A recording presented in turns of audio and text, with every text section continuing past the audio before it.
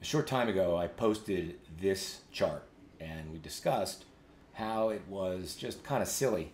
If you have an advisor and don't listen to them, you're wasting your money. And if you're an advisor and you have clients that don't listen to you, you're wasting your time. Now, we discussed a little bit about underperformance in equities, and you can see that 33% underperformance is pretty substantial. You start to add that up long term, it costs you lots of money. Again, your emotions drive you in and out of the market because of those twin pillars of impeding market returns, confirmation bias and recency bias. What we didn't talk about too much was fixed income, which is really something people just don't pay attention to. They're bonds, they're boring, I'm just going to buy them, I'll get my income, blah, blah, blah, blah, blah. Wrong. Because the majority of retail investors, and still, amazingly, a lot of financial advisors, utilize open-ended bond funds, specifically government funds, that's where this happens the worst, to invest people's dollars they believe are quote-unquote risk off, safe, fixed income.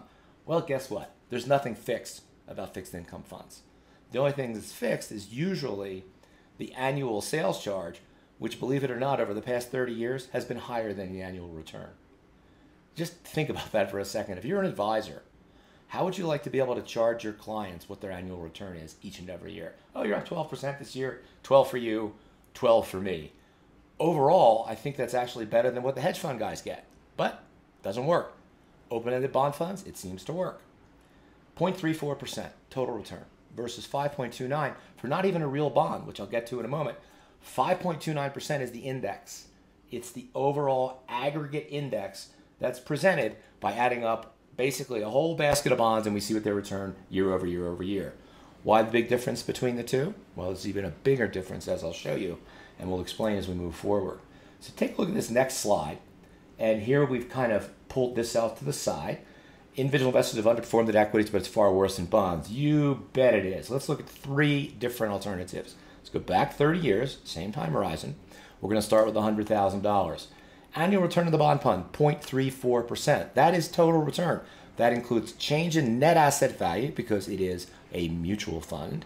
That also includes all the income and capital gains distributions and all the new money that came in over that 30-year period, some of which came in at very high yields, but a lot more came in at lower yields. That's where the dilution comes from. I put $100,000 in at 7.5% 30 years ago, and then $1 million comes in at 2%. I don't have my 7.5% anymore. I have a share of that bond that I share with everybody else to put in money at 2%, and I have to take what they're getting, add it together with what I'm getting, and my yield starts to drop. That's the heads you lose part. Ironically, as more money comes into these things, it usually comes in as interest rates are declining.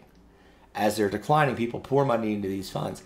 As people get tense about world events, they pour money into these government bond funds. Just look at what happened to these funds when COVID hit in March 2020. As a result, you have dilution of your original investment, zero visibility on when it matures, if you're ever going to see your principal back, and you absolutely don't know what you're going to get paid. There is nothing fixed about them except the sales charge. Now, alternatives. Well, you could have just bought the index. Now, the index doesn't mature, but at least you're tracking something that is attached to the real world. It doesn't suffer from dilution. So a lot of bond indices that are out there in ETFs, things like TLT, I think there's TNO was one, or TNQ, they track certain indices. Are they better than open-ended bond funds? Hell yeah. Are they real bonds? Hell no. Because here's what a real bond would do. We buy this thing at the exact same time we bought the bond fund or the bond index. You can buy a 30-year U.S. Treasury to yield 7.48%. I know it sounds crazy, but think back. If you've been around like I have for a fairly long time, Treasury rates were actually higher than that at one point in time. So what are you going to get? Total income, $224,000 here. Here you get $158,700. Here you get $10,002. There's your principal coming back. That's what a real bond, by the way, would give you over time.